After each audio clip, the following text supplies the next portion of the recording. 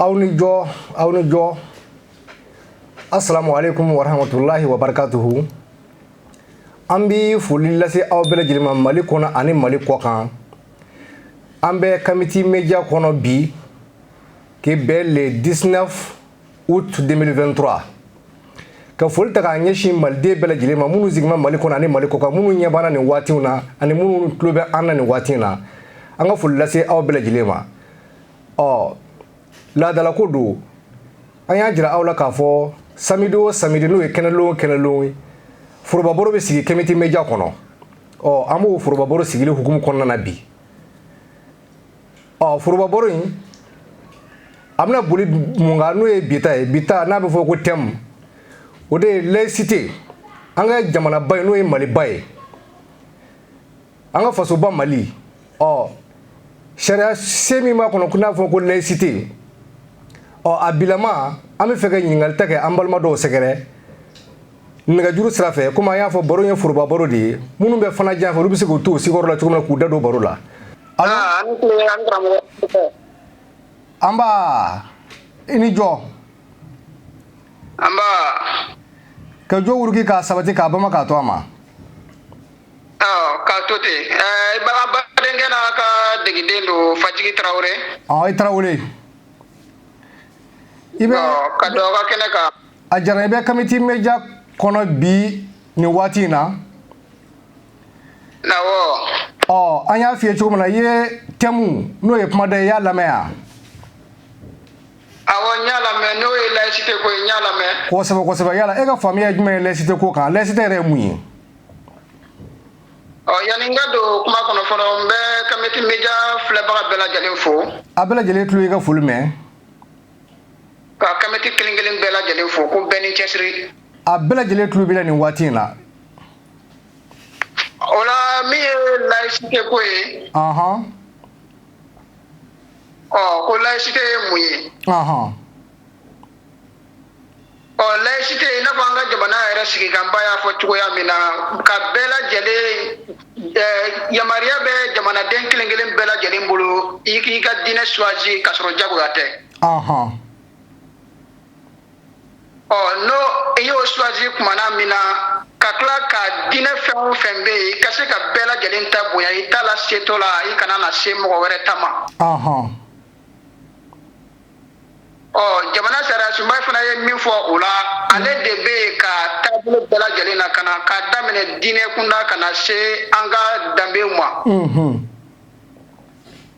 jamana sara sumay be ulu bela jale o bela jalena kana nyugo fe si kana se sima si kana sita ko sebe ngania takalaje laselikela do anga laselikela do be olu ma famu olu ko laïcité koro e ko beki take chando akoro ye beki take me kuma do daraka ko beki take ka benin jamana sharia sumba min ban kuna o de be dina kolosi dineta ale ko olu sharia sumba kolosi ko sebe ni laïcité re définition bagruba fola ni o ye ne anga kana ma wole ko kusenya anga kana nawo yala laïcité nyugo abi boli dina dama de kanwa o bi abi boli jamana tablo wero de kan ati boli dina dronga abi boli tablo bela jelenka mo be jamana mirna dobila abe bolo bela jelen de kan ko sebe ibe iga mirna niye damaga ko la wo wala ma inite foi la wo ikana na ita ko ni photo la wala me mirna la seto la kana na se mo wore ta ma fifiu ko sebe ga tabulo beni jamana ka shiki kan bay ko sebe awo o la sisa anga jamana abilama a laïcité ta chugo famille jumɛn sɔrɔ la mi anga jamana fɛngɛ fɔlɔ mɛ min fɔ an ka autorité ɲɛna o yɔrɔ la fɔlɔ i n'a fɔ ni journal bɛ daminɛ kuma caman u kan k'a lajɛ ka laïcité yɛrɛ définition bamanankan na ka to k'o la tɛmɛ fɔlɔ ka sɔrɔ ka journal daminɛ kosɛbɛ sabunia takala je laïcité amaseka famu alibi anga jamana kono ko sebe abe yoro mina bi atala kala bara chukula fiu chukudi sabunia takala je modo de kelende doka aire laïcité koni rekata otaji la folo ka ke na fo andalende do oluga tablo drone de la kanali kama tablo to sinde ala o galla selula ibaye olube mo wara ka dana fe una gosi ka olu era bonjon bela jelena gosi olu bolo ka fo ko dagale de olu bolo ko dagale de do laïcité kono ko sebe o konende do menno o tigla mo do ko ka fo ko bo o nyona fo o tama ibaye autorité be wuli ka jowla ka soro bekanga wuli ka jo ali na soro ko momi ini mami te tablo klina ni tablo wara ka tablo doya ni fama yo mina bekanga wuli ko kele de kenyo kon fe ko sebe me bina ye tablo kele de be dron mo kele ndo ko la je ko shekana na ke oma o ye gele ya baye laïcité ko ina fo fama ko woro la je ko sebe numo woro la je dona na tawla tablo munu mega wali taw neni ne olu da belende do abina ke ni olu fana tablo don nu wulla domina anga amte damari tarawla abina ke fitne bade jamana kono yalo ka ke nyemo ka disposition bela jelenta oro kama ko sebe donc c'est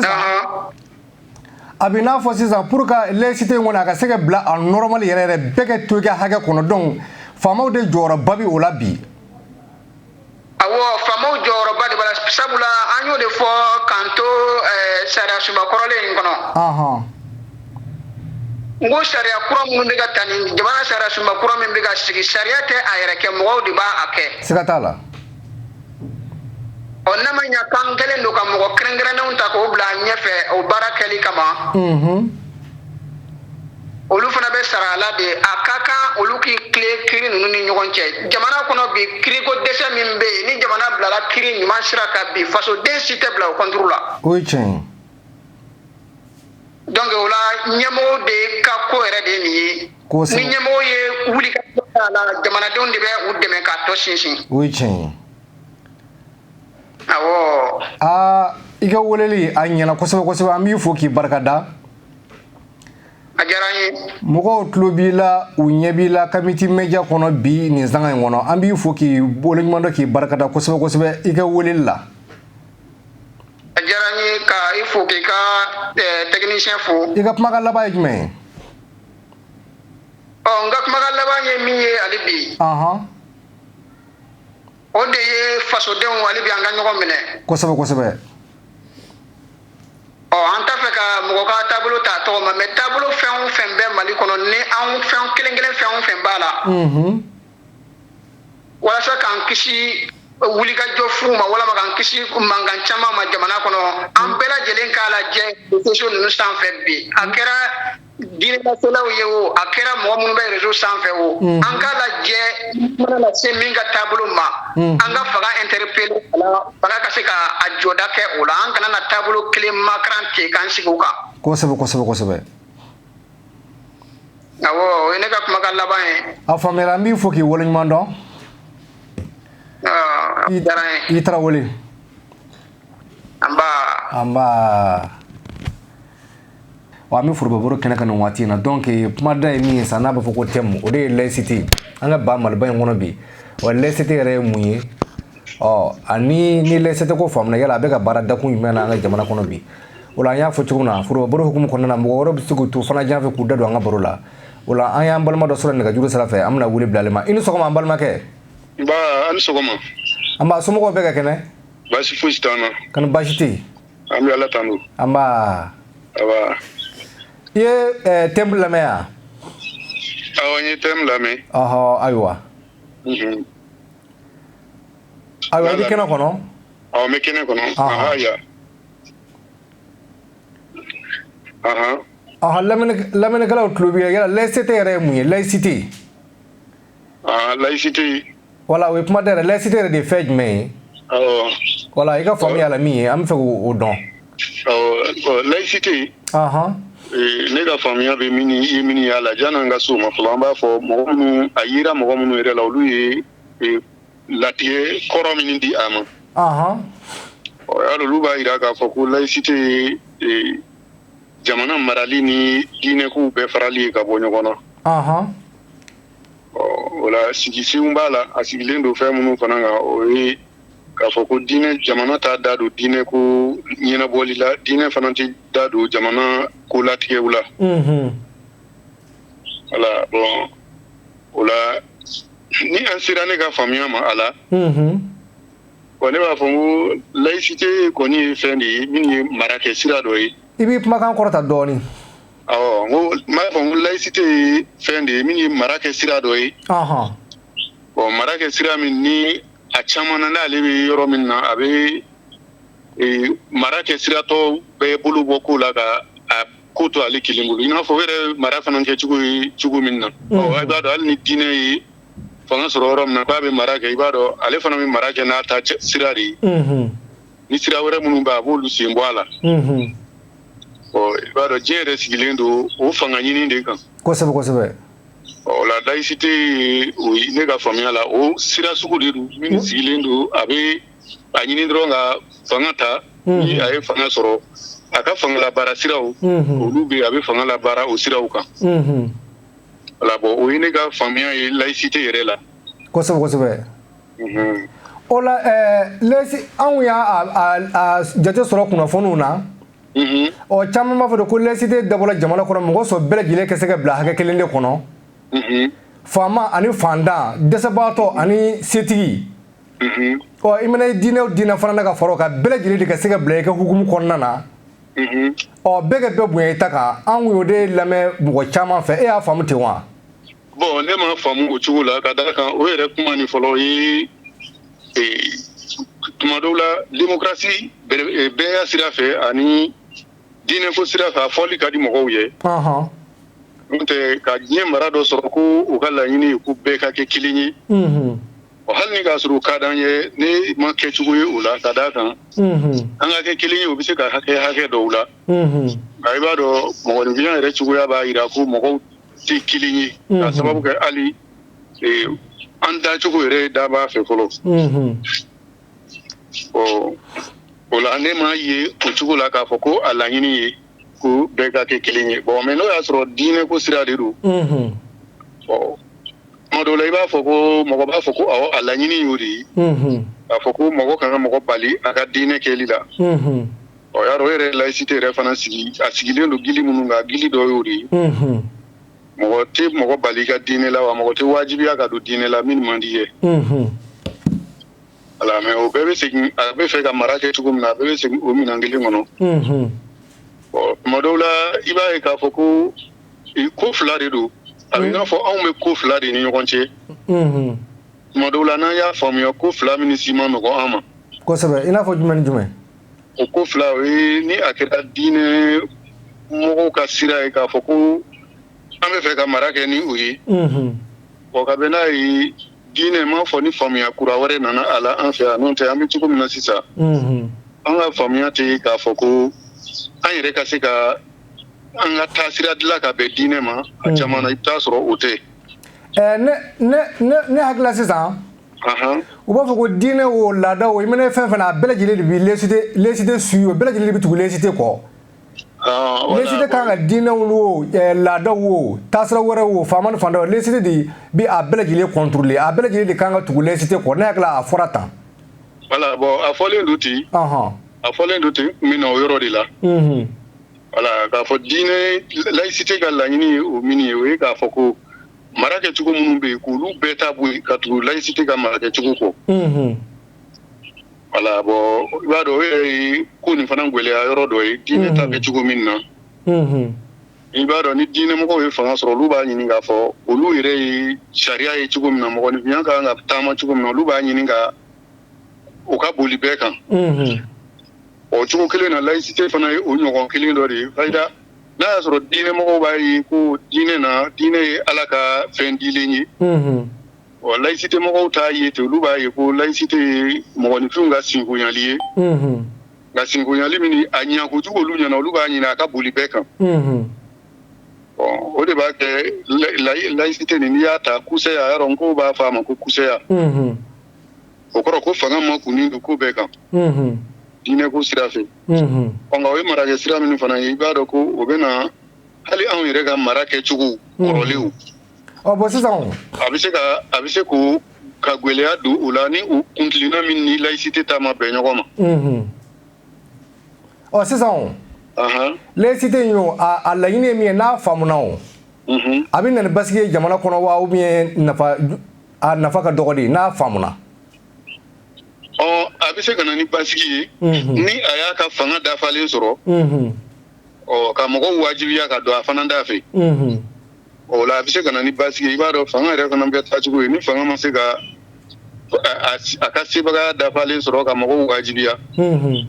i bɛ taa sɔrɔ a tɛ se ka na ni basigi ye i n'a fɔ an b'a fɔ ko démocratie o fɔli ka di mɔgɔw ye nka hali démocratie yɛrɛ n'a ma ka fanga sɔrɔ a tɛ se ka na ni basigi ye o parce que a bɛ kɛ damatɛmɛ ye mɔgɔ dɔw fɛ kosɛbɛ voilà bon o la o yɔrɔ a donna an ka jamana sariya sunba kɔnɔ e ka jate la a bɛ ka baara dakun min na bi e y'a faamu cogo jumɛn na bi a bɛ ka baara labaara cogo min na bi bon a bɛ ka labaara cogo min na bi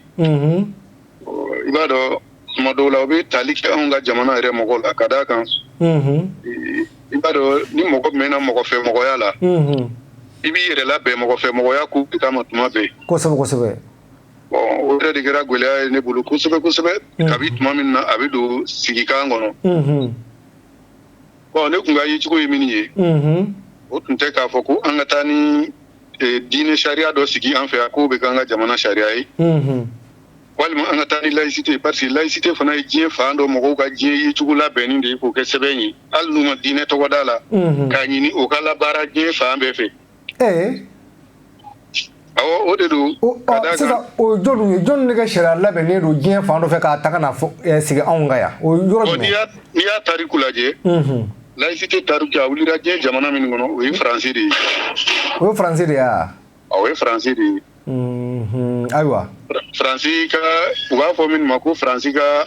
1789 wuyangili sen fɛ olu y'a ye ko u ka jamana maralaw ni diinɛ mɔgɔw tun jɛra k'u tɛgɛ di ɲɔgɔn ma ka jamanaden tɔw dun donc o sen fɛ olu ye u ka masakɛ lawuli ka masakɛ nin yɛrɛ kiri k'a faga ka sɔrɔ ka sariya dɔ ta ko bon ko diinɛ yɛrɛ da tɛ olu ka jamana marali la tugun o la sisan faransi ka laadaw ni u ka mɔgɔya taasira ye minnu ye u sɔrɔla k'o de sinfonya k'o kɛ taasira dɔ ye k'o wele ko laïcité ni anw b'a fɔ tɔgɔ min sɔrɔla la an fɛ yan o ye kusaya ye kusaya yɛrɛ kɔrɔ ye de a kɔrɔ e ka kusaya walawala ta dɔɔni kusaya kɔrɔ de n'a fɔra ko a y'a kɛ kuse o kɔrɔ ko a y'a makun a ma kuma a kɔrɔ de y'o ye donc kusaya nin bɔra o de la k'a fɔ ko jamana bɛ to o makun de kɔnɔ diinɛ taasiraw ni taasira tɔw bɛɛ kan fo n'a kɛra laïcité ka taasira ye a faamuna ayiwa an b'i fo kosɛbɛ k'i waleɲuman dɔn foli diyara n ye kosɛbɛ ko lamɛnnikɛlaw y'i lamɛn ayiwa mɔgɔw ɲɛ b'i la Kamiti Media kɔnɔ nin sanga in na i foli don kosɛbɛ i ka kumakan laban ye jumɛn ye bon n ka kumakan laban ye min ye n bɛ segin k'a fɔ n ye min fɔ ko an degera mɔgɔ fɛ mɔgɔya la kojugu ne ɲɛna ne ka laɲini ye min ye an ka jamana mɔgɔ an ka hakili de sɔrɔ a kɛra démocratie ye o a kɛra laïcité nin ye o anw yɛrɛ ka taasiraw bɛ yan minnu tun ka ɲi wa olu ka kɔrɔ ka tɛmɛ nin fɛn ninnu bɛɛ kan kosɛbɛ mun m'an bali ka segin olu ma o ye tiɲɛ ye an ka fɛɛrɛ sɔrɔ ka segin an yɛrɛ ka cogoyaw ma cogoya minnu ni cogoya fɛn bɛɛ tun bɛ k'a kɔnɔ diinɛw u t'a k'a kɔnɔ mɔgɔ minnu a bɛ ko wɛrɛ la o fana tun b'a ta k'a kɔnɔ i n'a fɔ a bɛ fɔ an ka kan kɔnɔ cogo min na ko seli ba fa ka taa wulu fa ka taa kosɛbɛ voilà bon o b'a dɔn anw bɛnbaw sigira ɲɔgɔn kan o cogo de la yan ka balo ɲɔgɔn kan hɛrɛ dafalen na k'a sɔrɔ gwɛlɛya ma don a la kosɛbɛ an b'o de ɲini o voilà mais ni an sera k'o ɲɛ sɔrɔ o de ka fisa n'o tɛ laïcité wo a diinɛ sariya wo a bɛɛ bɛ na ni wajibiya ko dɔw de ye koyi bawo n'i ye laïcité ta ale kɔnɔ kow la tuma dɔw la a b'a jira ko ko o ko ka di mɔgɔ ye ko ni o tɛ don mɔgɔ wɛrɛ gasira ko i bɛ se k'o kɛ anw dun ka mɔgɔya tɛ sɔn o ma. kosɛbɛ kosɛbɛ. ko dɔw bɛ an fɛ yan. n'i ko k'i b'a kɛ hali n'a tɛ don mɔgɔ wɛrɛ gasila i yɛrɛ kɔ i bɛ taa sɔrɔ anw ka kabilaw tɛ sɔn u ka kɛ. kosɛbɛ kosɛbɛ. o la ne ka kuma laban ye min ye an k'a ɲini ka bɔ mɔgɔ fɛ mɔgɔya kɔnɔ. ka fɛɛrɛw sɔrɔ an yɛrɛ ye. kosɛbɛ kosɛbɛ. ka sɔrɔ mɔgɔ ma bali a ta la nka ni a laïcité a diinɛ sira ninnu ne kɔni ka yeli la a bɛɛ ye mɔgɔw wajibiyatɔ de ye. ka don taasira dɔ fɛ. min ye mɔgɔ dɔw ka ko sinkunyalen ye fan dɔ fɛ. ka na n'a ye o dun n'an donna o kɔnɔ toujours an bɛ to mɔgɔ fɛ mɔgɔya de kɔnɔ. o faamuna. an b'i fo kosɛbɛ kosɛbɛ k'i waleɲuman dɔn.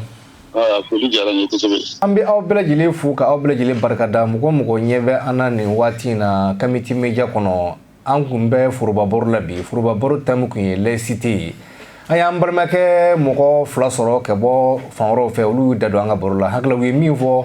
lamɛnnikɛlaw y'o lamɛn lajɛlikɛlaw fana bɛ n'o ye kuma an bɛ aw bɛɛ fo k'aw barikada kuma da kun ye min ye n'o de ye laïcité yɛrɛ mun ye u bɔra k'a fɔ sisan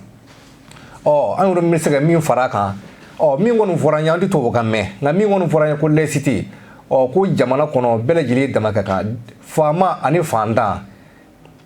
denmisɛn ani maakɔrɔba setigi ani dɛsɛbaatɔ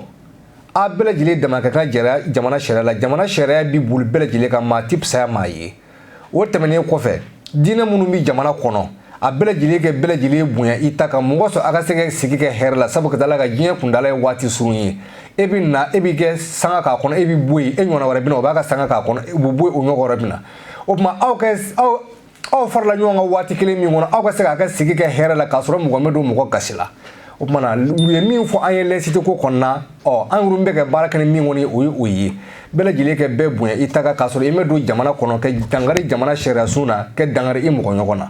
o tuma na an bɛ aw bɛɛ lajɛlen fo ka aw bɛɛ lajɛlen barikada ka kɛ bɔ kuma kɔnɔ ko an b'a ɲini daba ma fɛ a ka dɔn wɛrɛ jira n na wasalam aleykum warahmatulahi wabarakatuhu